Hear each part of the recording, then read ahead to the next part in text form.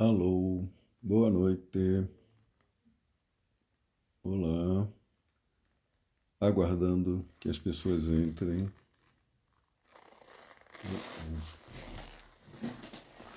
Vou pegar meu fone de ouvido.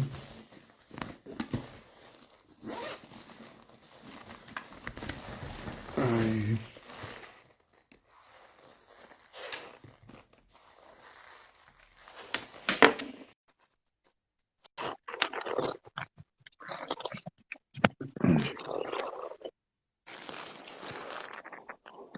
Olá, Olá, boa noite. Lívia, boa noite. Luciana está entrando. E mais? E aí? Tudo bem, Lívia? Tudo bem, e você? Preparada Estamos para aqui abordar? para mais um bate-papo. Isso. Numa sexta-feira, numa happy hour, né? Eu tô Sexta-feira de aqui, happy hour, na tintim. pandemia, né? Ah, eu também, tô careta, tô só com água, gente. Pois é. É bom que a gente nutre melhor nossas células, né? Nutre Sim, a melhor nosso nossa cérebro. mente. Então, vamos começar? Vamos Vamos começando lá. e, à medida que o pessoal for entrando, né? Já tem bastante gente aí. Bom, opa, Tem gente peraí. entrando. Aham. Peraí um pouquinho que eu não silenciei meu celular. Não vai Tá. começar a entrar coisa aqui. Pronto. Bom, Bora. hoje a gente vai abordar a questão, né, da sexualidade, do desejo e da vergonha, né, e focando a questão do poder, né, o poder sem culpa, né, e o amor sem dúvida. É, como a gente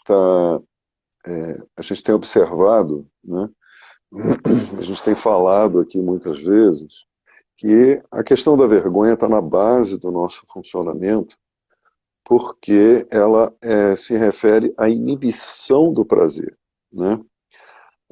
Quando a gente tem o prazer interrompido, né? Então a gente tem uma contração de base que a gente passou a vida tendo encontros com fatores que inibem o prazer, né? Desde as necessidades de um bebê, as angústias, as sensações. Imagina um bebê com cólica, né? Aquelas dores, com frio, com fome, sem saber traduzir suas necessidades, sem ter ainda linguagem estruturada. Tudo isso vai marcando o nosso desenvolvimento, né, passo a passo, e a gente tem assim, uma espécie de leque de memórias que estão associadas a essas contrações, a essas inibições, né? A nossa tendência instintiva é de ir para o prazer, né? De ir para a expansão. Só que o processo de socialização é um processo muito difícil, né? Que ele é difícil que ele aconteça sem um encouraçamento de base, né? A gente vai tendo inibições que vão marcando o nosso corpo, né? E vão estruturando o que o Reich chamou de couraça caracterológica. Então a gente tem uma couraça esquizoide, por exemplo, né, que é uma couraça bem primitiva, que se forma em torno do nascimento. A gente tem uma couraça oral, né, que tem a ver com a relação de amamentação, de necessidades. A gente tem uma couraça de base muscular, neuromuscular, né, que dá origem a caráteres como o masoquismo, né, o caráter masoquista, o caráter compulsivo, o caráter fálico narcisista, que são caráteres rígidos, né? E por trás disso tem muita, vamos dizer assim, essa base biofísica, né, gera muitas características psicológicas diferentes, né? Chegando na histeria e na genitalidade. Isso tudo tem a ver com fixações em fases do desenvolvimento, né? Não vou me deter nesses detalhes, porque a gente teria que falar muito tempo sobre tudo isso, e a gente vai falando aos poucos nas lives, né, sobre os tipos de caráter, as dinâmicas que cada tipo de caráter produz nos relacionamentos, né? O caráter masoquista, por exemplo, né, é um caráter muito denso, muito contraído, e que carrega muita defesa contra humilhação e vergonha, né? É aquela criança que, quando fez cocô na calça, foi: ah, você fez cocô na calça, na fralda de novo, né? Ouviu muita recriminação, muita humilhação, né? Então ele se tranca, se fecha, e são aquelas pessoas que falam pouco, que são mais contidas, mas também elas têm comportamentos, às vezes, muito passivo-agressivos, né? Elas provocam discussões para poder se aliviar, né? O Reich dizia que o masoquista não é aquela pessoa que procura o sofrimento, ele não quer sofrer, ele não tem uma tendência para o sofrimento. Ele funciona como um sistema fechado e ele não tem como se aliviar, se descarregar. Né? Aquela coisa assim de que a gente, por exemplo, pode sentar numa conversa com um amigo, ou com uma amiga, ou numa sessão de terapia, e contar, falar o que está vivendo, até se sentir mais leve, né? Assim, poxa, aconteceu isso e aquilo, essas tensões do dia, né? Quando chega no fim do dia, ou no período, essa pessoa continua carregando essas tensões por muito tempo, porque ela não tem esse alívio, ela não tem essa descarga. Ela precisa que o outro lhe dê um motivo, né? Ela não assume isso, né?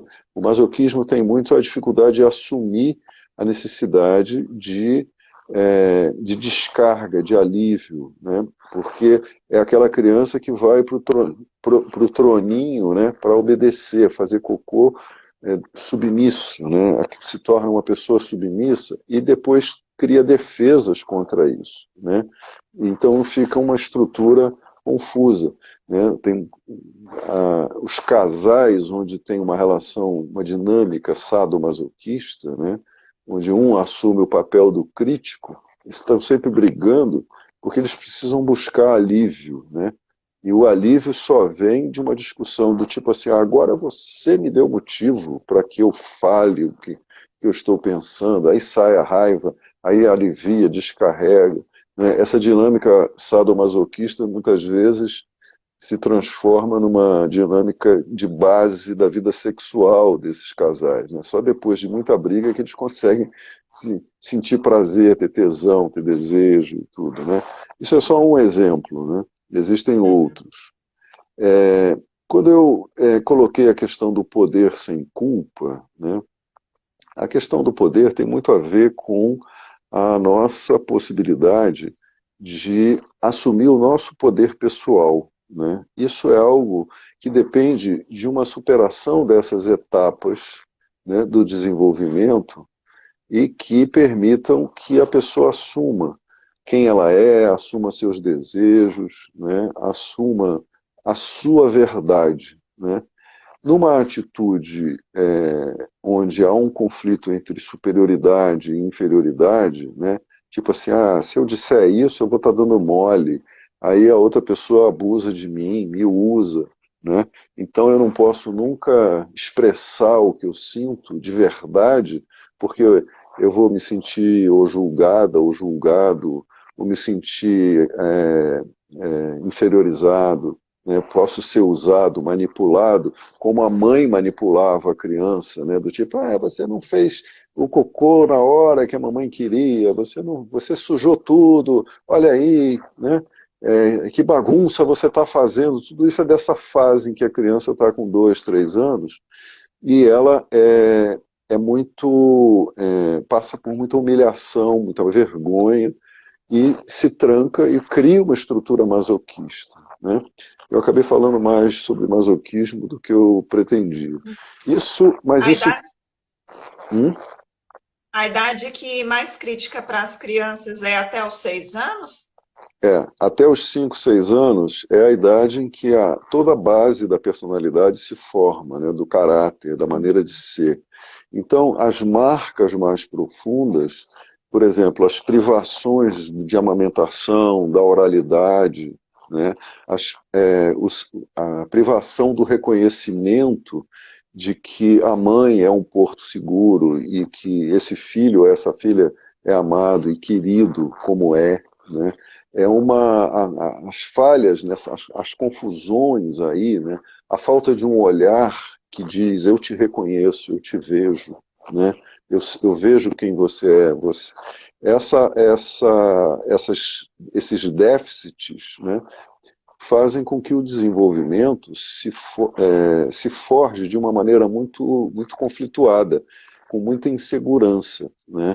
Muita insegurança com relação a si próprio, né? A quem eu sou.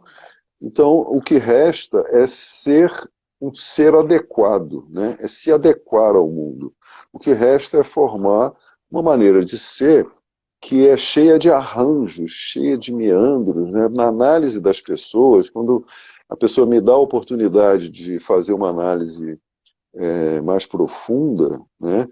Quando as pessoas não vão para a terapia só para se aliviar dos sintomas e vão realmente se trabalhar, aparece essa complexidade toda, né, de como esses traços de caráter foram se engendrando, e no fundo está essa base de inibição do prazer, que é algo próprio, né? Eu não posso sentir o prazer de outra pessoa, né? Eu posso empatizar, imaginar, mas eu só posso sentir o prazer que flui dentro de mim, né? Cada um de nós é assim.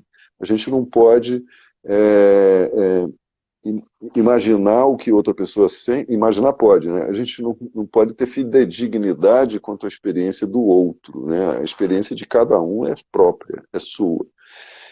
Então, como é que surge a questão do poder, né?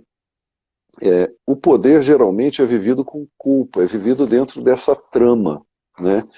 Ou a culpa de se submeter ao poder do outro, que leva a pessoa a se submeter ao poder do outro, né, como uma forma de proteção, né, como geralmente uma forma de apoio, de proteção, ou o desejo de ter poder sobre o outro, né, como uma maneira de controlar a possibilidade de que aquele sentimento ou de vergonha, ou de humilhação, ou de desprezo, né, que a criança foi forjando e foi criando defesas, né, pode aparecer, pode vir, pode dar lugar, né? Mais adiante um pouco no desenvolvimento, nessa fase edípica, né, na triangulação, quando surge o enamoramento, quando a menininha quer ser a queridinha do papai, e muitas vezes a menininha que não pôde se sentir querida pelo pai, né, se torna uma mulher muito insegura e ansiando muito por homens que a reconheçam, que deem valor a ela, e o que ela acaba encontrando é a falta de valor, né? É a facilidade que essas mulheres têm de encontrar os homens mala, né? O malaman, o famoso malaman, né? Que é aquele homem que não é capaz de amar, que não é capaz de reconhecer a outra pessoa como ela é, né? Então, uma das coisas que as defesas protegem é desse sentimento de humilhação, de vergonha, de inibição. Tem um outro sentimento horrível, né, de se experimentar, que é o de exclusão, né? Essa menininha que queria ser a namoradinha do papai acaba vendo que é a mamãe que dorme com o papai, né? Ela não tem o papai para ela. Então, ela aparece aí um lugar de exclusão. Essa exclusão é muito dolorosa. Geralmente tem a ver com os ciúmes dos relacionamentos, né? Existem pessoas que são homens ou mulheres que são pessoas interessantes, que são bacanas, bonitos e não teriam motivo para ter tanta insegurança. No entanto, são de uma ciumeira, né, entram nos relacionamentos com ciúme, estão de olho no que o outro está fazendo, né? Agora com rede social, então, né, eu vi no Instagram, ela postou uma foto, o outro, porque há essa insegurança que no fundo é uma certeza, né? A certeza de que a pessoa foi excluída, né? A criança realmente foi excluída. Mas isso precisa ser elaborado naquele lugar de origem disso, que é esse lugar da infância, de exclusão, né? A criança não tem o direito, né, de se meter na sexualidade dos pais, por exemplo, né? Os pais têm que ter muita habilidade para fazer isso, sem transformar isso num ataque à criança, né? Num ataque que a envergonhe mais ainda e que a iniba mais ainda, né? Existem pessoas que são as menininhas que queriam ser as princesinhas do papai, ou os menininhos que queriam ser os príncipes da mamãe, né? A queridinha do papai e o príncipezinho da mamãe. São esses dois personagens que estão que povoam o nosso inconsciente, né? E que estão nesse lugar, evitando esse lugar de exclusão, né? O poder que essas pessoas que não analisaram, que não examinaram essas posições psíquicas, né, o poder que essas pessoas querem ter nos relacionamentos, né, é o poder da dominação, do controle, né? Às vezes não é dominar no sentido de submeter o outro, mas ter controle, né? Começa o relacionamento, aí fica, onde que está? Cadê? Cadê você? Né? Por que você não está me vendo? Por que você não está comigo? Né?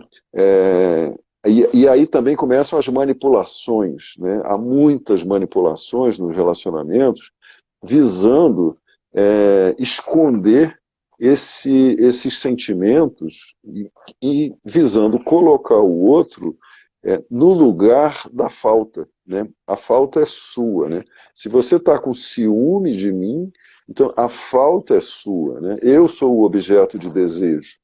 Então, isso é uma fórmula que nunca dá muito certo, né? Porque o outro também quer isso. Os dois ficam disputando o que a gente acaba chamando de a disputa pelo lugar da criança na relação, né? Então, essas dinâmicas precisam vir à tona e para que a pessoa possa ter a consciência do seu poder pessoal, que na verdade se expressa como potência, né? Potência no mundo, né? A potência de existir no mundo, de levar suas ideias, de levar seus projetos de vida, de ter desejos, né? E fazer disso uma causa, né? A causa da sua vida. Então isso é poder sem culpa, né? Não tem a ver com o poder que quer dominar o outro, porque querer fazer o outro ficar numa posição frágil e dependente demonstra uma fragilidade enorme, né? Quanto mais dominadora ou quanto mais controladora é a pessoa, mais medo, mais ela está falando dela mesma, né? Mais ela está falando do medo que ela tem desse lugar de exclusão, que é um lugar extremamente doloroso, né, de ser o excluído do triângulo, né, do triângulo edípico, ou de ser humilhado ou diminuído, né, na sua expressão própria, né, que é dessas outras fases anteriores do desenvolvimento. O amor tem a ver com a possibilidade de ter uma superação desse posicionamento imaturo, né, e pré-genital, né, para que as dúvidas diminuam ou acabem, né? Dúvidas são normais, a gente ter dúvida sobre si mesmo e dúvida sobre o outro é normal, né? Ninguém tem 100% de certeza de nada, né? A gente, pelo contrário, viver bem é poder conviver com a incerteza, né? É conviver com não saber direito sobre o outro, né? O que você pode saber e bancar é sobre o seu desejo. Então, isso recupera aquela fala do Erich Fromm, que eu já citei em outras lives, que diz assim, eu preciso de você, né? Assim, eu te amo porque eu preciso de você. Eu te amo porque eu preciso de você, é uma fórmula que diz, eu sou uma criança, eu sou dependente, eu estou em várias etapas do meu desenvolvimento, eu não consigo me autorizar a ter prazer, a ter alegria, a ter desejo, né? A minha sexualidade não pode aparecer. Então, essa posição frente ao outro, né, em que algumas pessoas acabam se perdendo completamente de si mesmas, né? Tem pessoas que não, você pergunta por ela, não é ela, é o outro, só existe o outro, né? Todo o discurso está em cima do que ele fez, ela fez, isso e aquilo, tudo do outro, e não tem um sujeito fazendo escolhas, e não tem um sujeito interagindo, né, e causando aquilo também, né, sendo parte do problema, sendo parte das questões, né? Então, os nossos conflitos em relação ao nosso poder pessoal e à nossa capacidade de amar são muito marcados por essas fases iniciais do desenvolvimento e são tratados na cultura como algo normal, né? Vira, por exemplo, normal que o homem domine a mulher numa cultura machista, né? Ou vira normal que a mãe seja brava, por exemplo, né? Tem histórias assim de mães, de pessoas que, por exemplo, 4 filhos homens, um marido e a esposa. E essa esposa, o marido era um homem forte, tal, mas no mundo ele era um macho bem-sucedido, mas em casa ele, né, baixava a crista, porque quem mandava era a patroa, né? É a patroa. E os filhos, é, é, e os filhos tratados como ameaças, né? Muitas mães que estão nessa posição fálica, dominadora, né? Que são elas estão com medo de serem dominadas pelos homens, né? Aí é o histórico das mulheres que se embruteceram para poder enfrentar uma estrutura de sociedade machista, né? Agressiva, de homens traumatizados, né? Muitos homens, muitos desses, disso é o histórico das guerras, né? A gente não pode esquecer que a história da humanidade é a história das guerras. Então, quando um homem chega da guerra, né, ele chega traumatizado, ele chega agressivo. E ele desconta na mulher e nos filhos, né? Geralmente, essa mulher acaba descontando nos filhos homens, né? Muitas mulheres espancaram, tem muitos homens que contam histórias horríveis de espancamento das mães, porque elas foram maltratadas pelos seus homens que vieram maltratados das guerras, né? A história ciclo, né? é um ciclo, exatamente, é o ciclo da retraumatização. Então, a possibilidade de relaxar na sua natureza, né, de afrouxar, de se desencouraçar, de se libertar, né, tem muito a ver com esse pano de fundo, em que para cada um, o outro é também uma ameaça de dominação ou de escravização, né? De você ficar sob o domínio de uma mãe daquelas, né? Eu me lembro de um cliente uma vez que chegou, ele foi a Manaus tem aquele teatro, e no alto do É teto lá, lindo esse né? teatro. Uhum. Você conhece? Então, Já fui. tem uma figura, né, de uma santa, se não me engano, é Nossa Senhora, e você anda e ela continua olhando para você, né?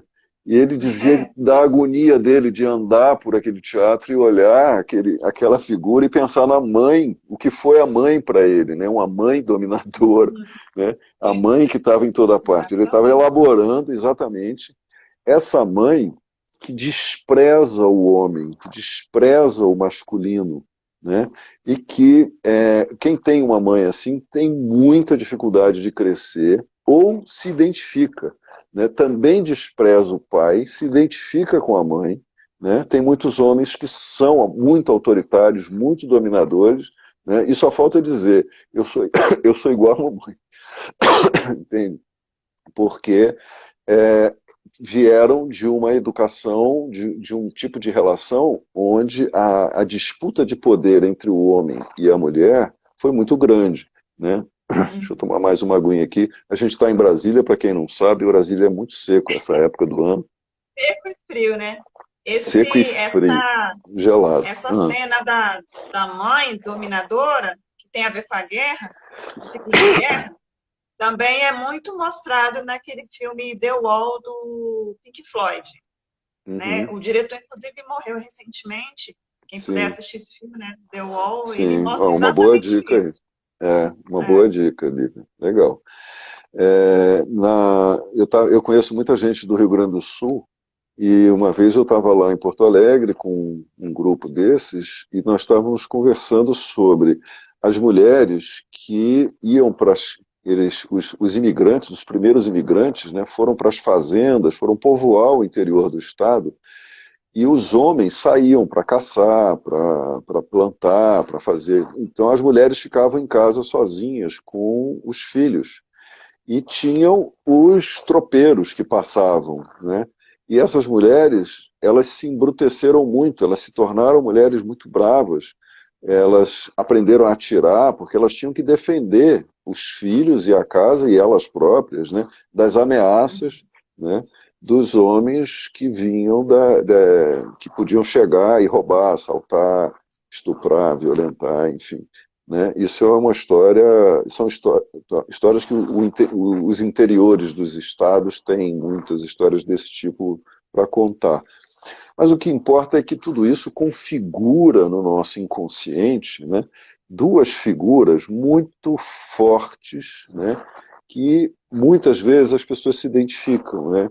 Uma é da mãe devastadora. Né? A mãe devastadora é essa que acaba sendo internalizada e que acaba com todas as chances. Né? Uma vez eu ouvi uma frase que eu achei fantástica, assim, filho, a gente não pode dar checkmate. A gente só, que é do jogo de xadrez, né? O checkmate é quando você derruba o rei. Né? Você não pode deixar a criança num estado de destruição.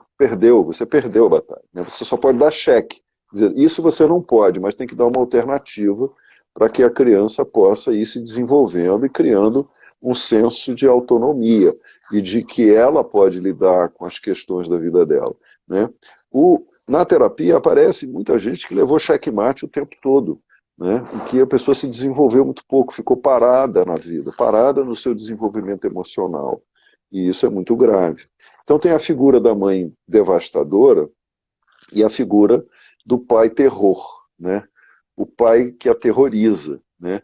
E tem aquela mãe que não é devastadora, né? Mas ela diz pro menino ou para a menina assim, quando teu pai chegar em casa eu vou contar tudo para ele. Né? E a criança fica naquele medo, né, de que algo vai acontecer. Às vezes o pai chega, nem liga, não faz nada, não é nenhum pai bravo, assim, não é pai terror, mas gera um terror. Né, gera um terror no psiquismo, né, que vai alimentar culpa e vai alimentar uma percepção traumática considerando o trauma como a interrupção do prazer. Né? E esses choques, né, vão forjando uma couraça, né, que no corpo tem uma força muito grande de inibir a felicidade, de inibir o prazer, de inibir a possibilidade de desejar, né, a possibilidade de ir além, né, a possibilidade de se expressar, de se enamorar, não só uma pessoa para outra, né, mas de se enamorar pela vida, né, de viver a vida como um grande namoro, um grande tesão, uma grande alegria. Né?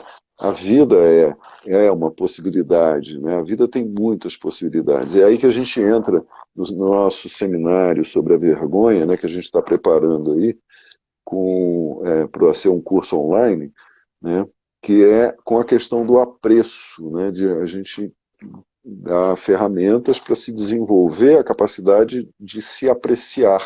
Né? E isso, às vezes, entra em choque com uma condição biofísica, né, com uma condição encoraçada, tremendamente dolorosa, né? Eu fico contente quando certos sofrimentos vêm à tona, porque significa que essa couraça está se dissolvendo, né? E nesse dissolver da couraça vem também a angústia do prazer, né? A angústia de poder se soltar, de se poder pulsar mais livremente.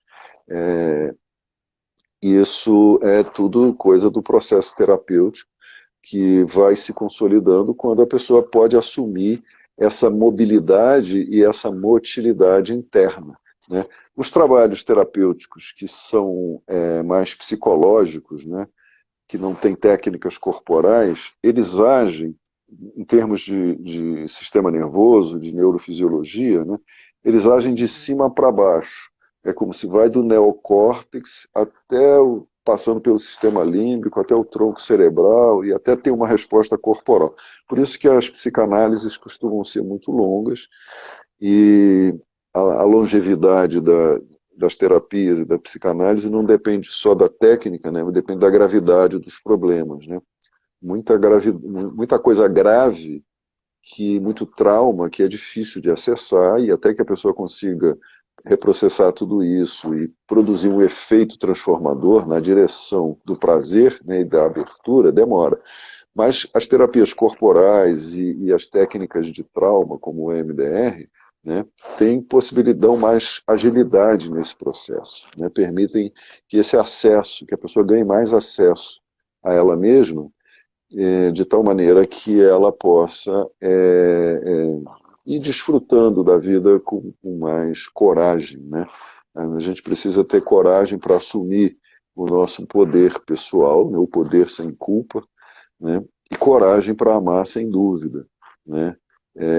Como se o projeto da nossa vida sem amor, né, é um projeto vazio, né? Então, se você não ama o seu trabalho, se você não ama as pessoas que estão à sua volta, se você não ama de verdade, não vive a, a sua potencialidade amorosa, né, que implica numa abertura do corpo como um todo, de todos os segmentos, né, está havendo um desperdício de vida, né? Algumas pessoas mais velhas, quando olham para a vida, para a própria vida e percebem que tudo que elas fizeram na vida foi pagar a conta, né? Foi viver uma vida assim, sem graça, uma vida sem autenticidade, sem genuinidade, sem paixão nesse sentido, né? Isso é muito doloroso perceber, né? Porque essas coisas não se recuperam. O que a gente consegue é mudar essa condição do presente em direção ao futuro, né? Então, quando essa abertura aparece, aliás, quando essa abertura acontece de uma forma profunda, de uma forma significativa, a pessoa esquece esse passado, né? Ela diz, isso se apagou, não preciso mais pensar nisso, né? Porque a condição presente é que é a melhor condição para se viver, né? A gente não vai ser melhor amanhã, né? A gente vive aí numa condição em que a morte é um tabu, né? Falar da morte é uma coisa que às vezes até envergonha, né? Ou gera muito medo, e a morte é a única certeza que a gente tem, né? Então, quem vai ser você amanhã, né? Uma pessoa mais velha, e depois da manhã uma pessoa mais velha ainda, né? Com mais potencialidades para as doenças do envelhecimento, né? E quanto mais velha você ficar, mais perto da morte você está, e mais perto dos problemas e das dificuldades, né? Das doenças, dos enfraquecimentos. Então, viver a vida adiando, né? Viver a vida adiando a própria vida, né? É um desperdício muito grande, né? É um jogar a vida fora, né? A vida acontece agora, né? Aí a gente tem um outro problema também, que são as derivações, né? Os, os, para onde as pessoas derivam quando elas fazem contato com a sua real condição, né? Quando há uma honestidade em reconhecer, né, que a sua vida não está sendo bem vivida, né, não está sendo vivida de uma forma bacana, prazerosa, né, que é recorrer às drogas, né, recorrer ao álcool e recorrer às drogas. Isso produz um alívio temporário, né? O mundo inteiro é assim, né? Tudo se comemora, tudo se bebemora, né? Tudo se bebemora, tudo se Tudo é motivo. fumora, tudo é motivo para, né? Um veneno anti-monotonia, né? Porque a gente está muito preso nessa condição de encoraçamento, que é uma condição angustiante, né? E a química ajuda a relaxar mais rápido, né? Só que isso traz efeitos bastante prejudiciais para o corpo, a médio e longo prazo, né? Isso não pode ser o nosso meio principal, né? Então, de vez em quando, o pessoal que gosta de beber faz umas piadas com isso, né? Assim, aqui está o meu epitáfio, vou entregar para os meus filhos, né? Aí aparece um copo de cerveja e um texto do tipo assim: aqui jaz fulano de tal, o que bebeu todas, né? Como se essa fosse a forma mais heróica de se viver, né? Quando na verdade é uma forma que a pessoa ela ela está desejosa de uma vida prazerosa, né? Porque o álcool faz isso, ele apaga toda a censura, quase toda, né? E apaga as inibições temporariamente, mas o álcool é um depressor, né? Por isso que os alcoólatras, né, vivem um ciclo repetitivo, precisa sempre beber mais, porque o fim de uma bebedeira é uma ressaca e uma depressão, por causa do álcool, não quer dizer uma depressão clínica, necessariamente, né? E que isso vai gerar um ciclo de mal-estar constante, né?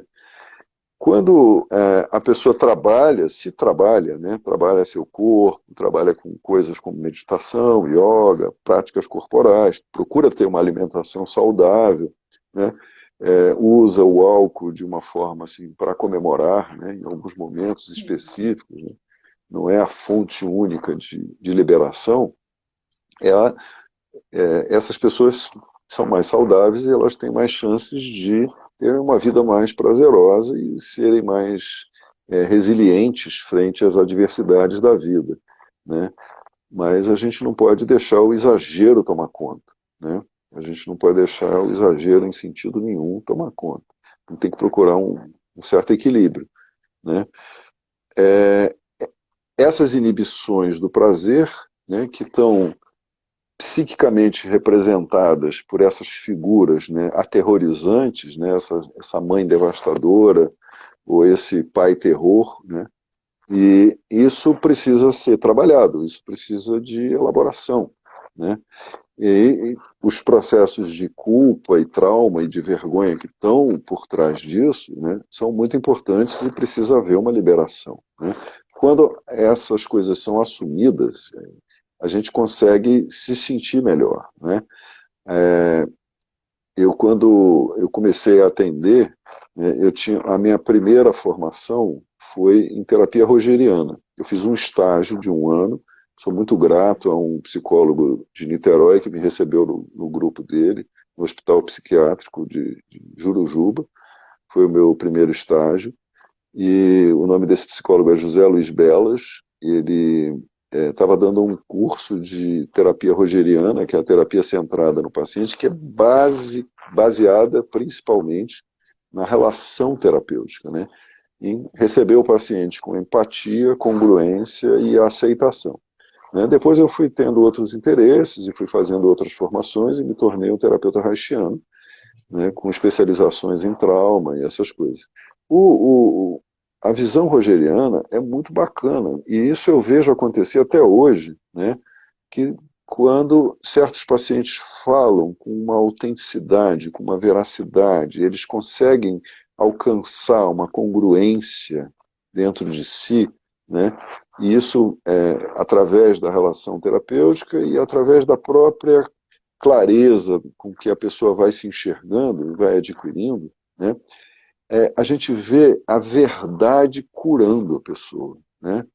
Aquilo é admitido, né? Tudo, as fugas desaparecem, né? A vergonha não age mais como um fator escondido, né? Por isso é importante poder falar da vergonha, poder reconhecer a vergonha, porque quando a vergonha é integrada, ela deixa de agir como um inimigo interno, né? É algo do tipo assim: tem uma coisa aqui que eu quero falar que aconteceu na minha vida há 8 anos, mas eu tenho uma vergonha muito grande de falar disso. Um dia eu vou conseguir, né? Ou na hora a pessoa fala, não, não, acho que eu nunca vou conseguir. Mas à medida que ela vai abrir, só de abrir isso, o sistema já se abre, né? É quando a palavra consegue desencoraçar, né? O falar consegue desencoraçar. Isso é um fenômeno muito bacana que acontece nas terapias e que ajudam muito no crescimento da pessoa, né? Então, para isso acontecer, é preciso que a perspectiva do terapeuta não seja uma perspectiva puramente técnica, tecnicista, né? O terapeuta está aplicando uma técnica como uma meta, né? Ele está deixando aquele campo, né? Ele está favorecendo que aquele campo emerja, né? Com a sua verdade, né? Com a sua autenticidade. A pessoa não quer esconder nada, ela quer ser ela mesma, né? Ela, ela quer, e esse querer ser eu mesmo significa não querer ser um eu ideal, né? Que foram essas idealizações do eu foram construídas, né? A partir dessa educação marcada por terror, por devastação, né? Ou por indiferença, que é um outro fator muito grave, né? A frieza de contato, a indiferença, né? Tem pessoas que dizem com muita dor, assim, eu não me lembro da minha mãe ter olhado para mim, né? No Brasil tem famílias com muitos filhos e filhos de famílias que têm muitos irmãos, isso é muito comum, né? Às vezes tem Comum, um é ou bem outro, comum. é muito comum, né? E às vezes essas mulheres que tiveram muitos filhos se sentem sobrecarregadas, são depressivas, são raivosas, são mulheres que espancam os filhos, maltratam, né? Essas surras deixam marcas muito profundas, né? E haja terapia para ir diluindo os efeitos negativos desse tipo de coisa, né, de agressão, mas a agressão que vem pela indiferença, né, às vezes não houve nenhuma agressão física, não houve nenhum abuso, né. Quando uma pessoa me conta a história dela e eu pergunto por traumas ou ela fala alguma coisa, não tem nada assim que é evidente, né, do tipo, essa pessoa foi muito maltratada, sofreu um processo de ataque muito violento, né? Não, o problema não é esse às vezes, o problema é a total falta de contato, de conexão, de vitalidade, né? A pessoa cresce sendo um robozinho, né? Aquela criança robotizada que vai para a escola, vem para casa, cumpre seu dever, não pensa sobre si mesma, né? Acha que está tudo certo ser assim, né? E ela cresce e depois ela percebe o grande vazio da vida dela, né? Então, ela não foi agredida diretamente, mas ela viveu uma agressão passiva que foi a falta de conexão, a falta de interação, de reconhecimento, né, que é fundamental, que é estimulante da vitalidade, né? As psicólogas que estão aí nos assistindo agora, estou vendo a Lídia aí, que entrou, e outras, sabem que trabalham com crianças, né? Sabem disso, né? A importância dessa interação mãe-bebê, mãe-criança, né? Essa interação viva, esse poder brincar, né? Poder trocar experiências, né? Às vezes as pessoas falam, eu queria ter brincado mais com meu pai, eu queria ter brincado mais com a minha mãe, né? Eu queria ter tido mais prazer, mais alegria, porque o distanciamento, né, foi muito grande. É claro que esse mais é um mais que nunca se completa muito, ele nunca é suficiente, né? A gente sempre quer mais, né? A A gente está sempre querendo mais. O tal do mais é um barato. Né? Quero mais. Né? Comer gostoso. Ah, quero mais. Né? Quero mais. Esse mais, às vezes, gera muito problema, né? Porque ele está por trás de uma insatisfação constante, né? Porque a pessoa pensa que precisa ter algo mais lá na frente, né? Precisa vir algo mais para satisfazê-la. E tem um processo de encoraçamento por trás disso, né? Essa ânsia por mais é uma dificuldade de se apreciar naquilo que é, né, de poder se soltar, poder fluir livremente dentro do seu corpo, e é desde esse dentro que se pode ir para o externo, né, para o mundo, e ver o mundo de uma forma melhor. Né? A forma como a gente vê o mundo é mais ou menos a forma como a gente está por dentro. Né? Porque uma pessoa deprimida, por exemplo, você leva ela para passear no céu de Brasília, né? Vai mostrar o céu de Brasília, por exemplo, ou as belezas do mar no Rio de Janeiro, né? Ou as montanhas lá do Himalaia, o que quer que seja, né? Ela não vai achar graça nenhuma naquilo. Né? Então, isso é o maior exemplo de que a gente acha graça nas coisas porque a gente está em estado de graça. Né?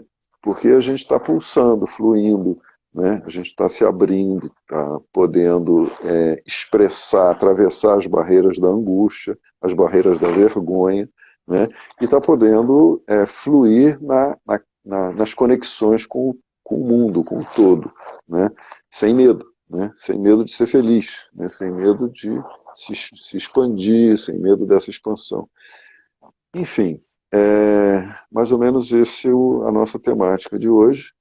Será que tem alguma pergunta aí? Subiram umas Sim, letrinhas aí, eu não sei, você está vendo alguma pergunta? a impotência sexual no homem pode estar relacionada à exclusão? Sim, sim. Pode estar relacionada a vários fatores, né? Tem fatores médicos, depende muito da idade do homem, né? É, os homens mais velhos podem ter problemas orgânicos, né? Que precisaria de um médico para fazer um diagnóstico diferencial.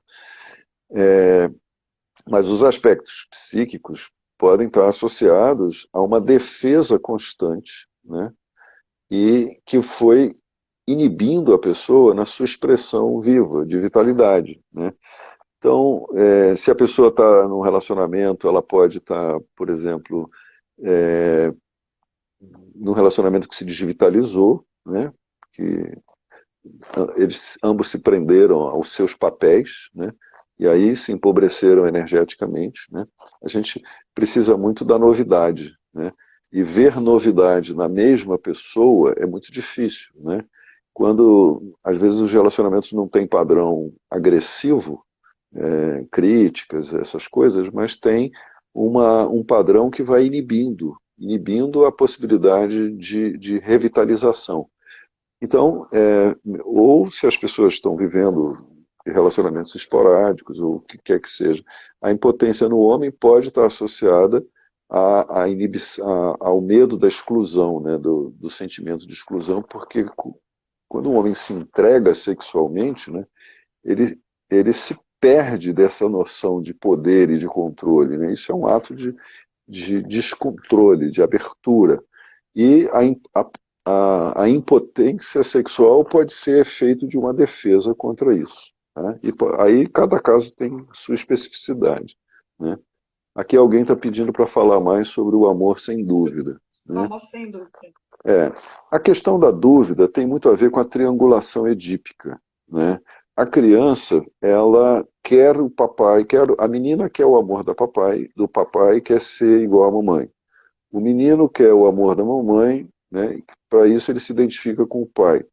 Há sempre uma triangulação. Ela percebe que é excluída daquela trama. Então, no fundo, ela quer os dois. Né? Essa pessoa que não elaborou essa triangulação, né, e que é a grande maioria, né, quando entra num relacionamento amoroso, ela entra cheia de dúvidas. Né? Dúvidas sobre o outro, na verdade, são dúvidas sobre si mesmo. Né? O mecanismo do ciúme patológico, por exemplo, é a projeção, né? A projeção é a seguinte: eu quero você. Mas você pode estar querendo, não estar me querendo da mesma forma que eu quero você. Mas quando eu olho para mim, eu penso, eu também quero o outro ou a outra, né? Dificilmente há essa honestidade de se reconhecer que o desejo por alguém é um desejo que tem uma dúvida, né? Será que eu quero você de verdade? Né? Será que é esse o outro ou a outra, né, que eu quero? Porque eu também quero a outra pessoa ou o outro objeto de desejo. Então tem um conflito interno no inconsciente que não deixa que a pessoa viva o seu amor livre da dúvida, né? O que livra a gente da dúvida é a entrega, é poder se entregar, é isso que eu tenho, é isso que eu sou e é isso que eu tenho. Então é preciso haver um reposicionamento de uma posição mais infantil, né, para uma posição mais madura, de eu me entrego, é aquela frase do Erich Fromm, que eu acabei não completando, né, que é eu te amo, eu preciso de você porque eu te amo, em vez de eu te amo porque eu preciso de você, né? Dizer eu preciso porque eu amo, né, significa que eu superei todos esses conflitos e o que eu vejo no outro é algo que eu quero, né? Eu quero compartilhar apesar da verdade do outro, né? Que é uma verdade dinâmica. Então, é aí que a dúvida cessa, né? Não preciso ficar procurando um outro, né? Eu sou quem eu sou, você é quem você é, e a gente se deseja assim, o desejo se reconfigura. E tem uma dinâmica inconsciente aí que não deixa isso quieto também, né? Por muito tempo. E Poderia você falar falou muito algo? dessas, Oi. você falou muito dessas dinâmicas que, mesmo elas sendo desequilibradas, elas se completam. E É, aí, no caso aqui, a Sandra está perguntando da traição. Então, no caso da isso. traição, é quando é, Muitas vezes essas dinâmicas não. Hum, a fala. traição ela acontece como uma defesa, né? Porque o traidor é aquele que ele quer aquele objeto, mas ele quer o outro objeto também, né? Então ele quer uma parte de uma pessoa e vive uma parte num relacionamento e outra parte em outro, né? Ou o traidor ou a traidora, né? E todas essas dinâmicas estão presas ao desejo do outro, né? É assim, quanto mais pessoas me desejando, melhor, né? E é curioso que às vezes eu já escutei situações do tipo assim: eu estou desconfiada que meu marido está me traindo. Aí, desconfiada que meu marido está me traindo, eu fui lá e transei com o personal da academia, porque se ele estiver me traindo, eu já me vinguei. Entende? Olha que dinâmica, né? E sem provas, ela desconfia que o marido está traindo, mas aí a desculpa para desejar o outro, né, fez com que ela armasse essa cilada aí, né?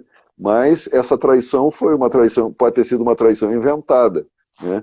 Porque, na verdade, o desejo não tem essa simetria tão completa assim, né? Tem que ter muita energia junto para que se desista do terceiro, né? Excluir o terceiro da relação. Por isso que os relacionamentos estão sempre muito povoados de traições e de desejos e de coisas que... porque há uma insatisfação. Geralmente, os relacionamentos vão se esvaziando, né? Até porque existe essa compulsão a um casamento monogâmico, a essa coisa toda, né, que isso um arranjo da sociedade por uma questão de poder, de patrimônio e essas coisas todas. Isso gera muito conflito, né? E as pessoas não podem viver seus desejos de uma forma mais livre. Isso depende muito do nível de desenvolvimento e dos níveis de fixação em cada fase do desenvolvimento, né? A lealdade no relacionamento é algo que custa muito a acontecer, porque ela depende de uma recompensa, né? De uma recompensa amorosa, de uma recompensa emocional. Ou as pessoas não traem por medo, por exemplo, né? Por medo e não porque realmente estão vivendo uma relação satisfatória. Às vezes as relações também são suficientemente satisfatórias quando tem bastante energia e os dois são capazes de gerar essa energia cada vez que se encontram, essa ligação é suficientemente forte, né? A monogamia, ela tem que ser espontânea, né? Mas quando ela é compulsória, ela gera mais conflito e aí gera desejo por outras pessoas e aí as traições acontecem, né? Por que os casamentos Nossa, vão se esvaziando, Sandra Lila? Boa pergunta para o final, assim, eu estou olhando o tempo aqui e já está acabando, né? faltam uns 4 minutinhos. Então, os relacionamentos vão se esvaziando por causa desses mecanismos de defesa, né? Que a dificuldade de se sustentar numa condição mutável, né? Em que a energia tem que mudar, ela tem que seguir o fluxo, né? A gente está sempre mudando, mas a cristalização dos papéis vai diminuindo a quantidade de energia dos relacionamentos, e principalmente no bloqueio diafragmático, né? Para a gente ficar no papel, na representação, a gente prende a energia aqui no diafragma e fica muscularizando a energia na ação do personagem que um tem que ser para o outro, né? E aí há muitas implicações, né? As questões, como eu falei antes, as questões de base, as questões orais, as questões de controle, as questões de exclusão, da triangulação edípica, do desejo que não pode nunca ser satisfeito, elas estão sempre por trás disso, né? E acabam despotencializando os relacionamentos, né? Os relacionamentos dificilmente se sustentam por conta disso, né, desse mecanismo, que é um encoraçamento associado a uma ressignificação, né? O objeto de desejo muda, né, dentro da gente, né? Dúvidas sobre o outro, dúvidas sobre si mesmo, relacionado a dificuldades de relacionamento perfeito. Sim, porque o relacionamento perfeito é uma idealização, não existe, né? Isso é uma armadilha, né? Porque a busca dessa simetria é uma busca ilusória, isso nunca vai acontecer, né? Você ia falar uma coisa também, Lívia, sobre a questão das inscrições para o curso online, né? Quem Isso. tiver interesse. Daqui a pouco, logo depois dessa live, a gente vai liberar um link na bio aqui do Instagram para quem quiser se inscrever, receber em primeira mão as informações do seminário do Ricardo, né, o seminário online que vai ocorrer esse ano. Então, a gente vai liberar um link para vocês se inscreverem, né, colocarem o nome, o e-mail, para receber as informações assim que a gente for lançar. Isso aí. Então, gente, muito obrigado mais uma vez, né? É sempre um prazer. Obrigado, Lívia.